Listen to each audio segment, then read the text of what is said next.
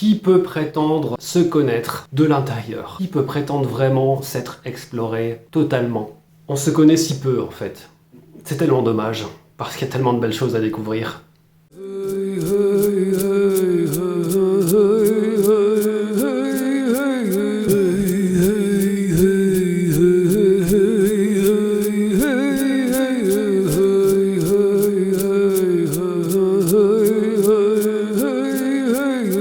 On se connaît si peu et en fait, quelque part c'est logique. En fait, c'est le modèle de société dans lequel nous avons évolué qui est en grande partie responsable de ça, mais aussi les directions qu'on nous donne et qu'on hérite à travers les schémas familiaux, à travers nos origines et nous vivons dans une société qui ne nous pousse pas du tout à nous explorer de l'intérieur, mais plutôt à être utile, à être productif.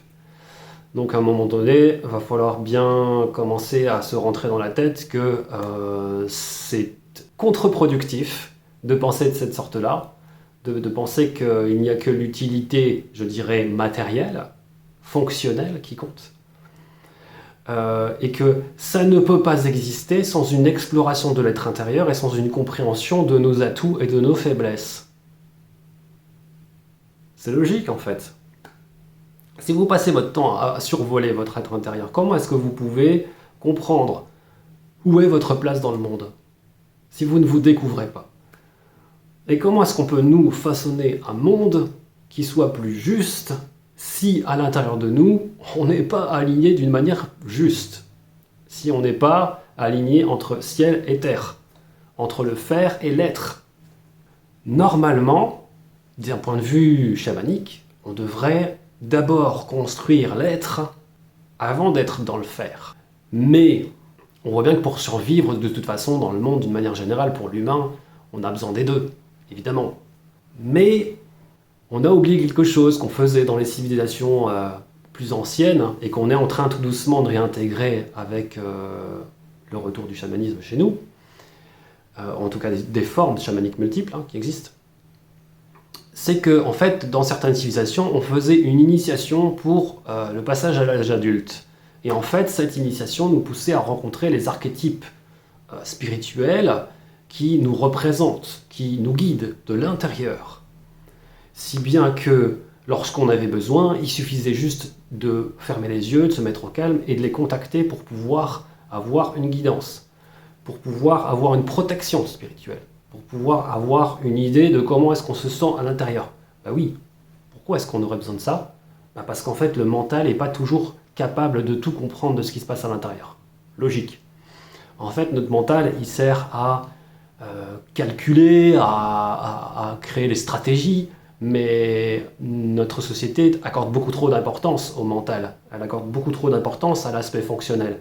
Sauf que, on le voit bien, il y a énormément de personnes parmi nous qui sont quelque part esclaves de leur mental, sont incapables d'ouvrir une brèche vers une pensée plus consciente, vers une pensée plus ouverte, vers une pensée plus légère.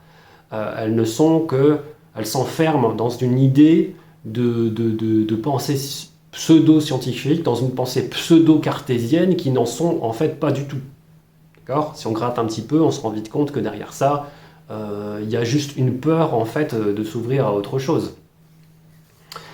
La pensée scientifique, je le rappelle au passage, c'est simplement juste des expériences et tirer des conclusions. C'est pas un système de croyance, ça c'est du scientisme. Bon bref, fermons la parenthèse. Mais en tout cas, nous, avec le retour des formes de chamanisme, on est en train tout doucement de comprendre, avec ces histoires d'animaux totems et compagnie, que en fait, on a quelque chose à découvrir de l'intérieur et en fait, toute une symbolique à réagencer en soi. Et donc c'est pour ça que je vous invite vraiment du fond du cœur à découvrir qui vous êtes à travers ça, mais à travers, il n'y a pas que ça, mais il y a aussi d'autres pratiques, mais disons que ce qui est intéressant dans les pratiques chamaniques, et moi ce qui me passionne, ce qui en fait que j'en fais maintenant mon métier, c'est que c'est imparable en fait. C'est imparable et c'est sain et naturel. C'est-à-dire qu'il n'y a rien, entre guillemets, d'ésotérique, il n'y a rien d'occulte, il n'y a rien d'obscur. C'est juste notre connexion avec l'esprit de la nature et le miroir qu'il reflète en nous. Donc on va découvrir à un moment donné notre connexion avec le règne animal, c'est le règne le plus proche de nous. la connexion avec le règne minéral, le règne végétal, le règne des éléments énergie, l'eau, l'air, la terre, le feu, la foudre, le bois, le métal, etc. Notre lien avec le plan divin, les anges et que sais-je encore, en fait. Tout ça existe même sans dogme, même sans religion. Tout ça, c'est de la liberté de penser et qui est absolument indispensable pour nous exister. Nous avons besoin de conserver une liberté de penser, une liberté de ressentir, une liberté d'agir. Et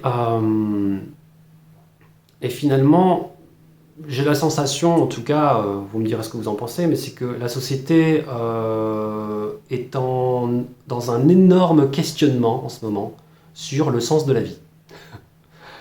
On est dans des confrontations, des dualités de modes de pensée, et s'il y a actuellement une explosion des métiers du bien-être, c'est pas pour rien, c'est parce qu'on en a ras-le-bol de voir ce monde foncer droit dans le mur, avec certains excès.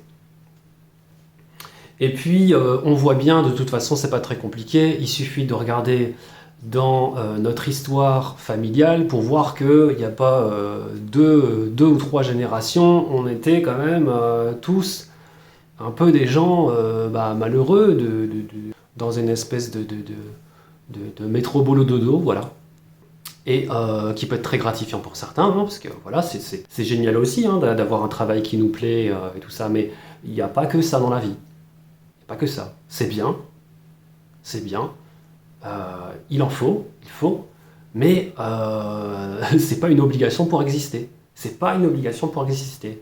On existe même sans ça. Il y a des tas de civilisations qui n'ont pas du tout cette vision du travail comme nous, et qui fonctionnent très bien, et ils existent socialement. On voit bien qu'il y a beaucoup de constructions politiques qui viennent façonner notre esprit, et il faut apprendre à prendre du recul là-dessus aussi. Voilà, je résumerai cette vidéo en disant que n'ayons pas peur de nous découvrir, n'ayons pas peur de faire ce travail, de découvrir notre magie intérieure, parce que c'est ce qui nous sauve de la folie de ce monde.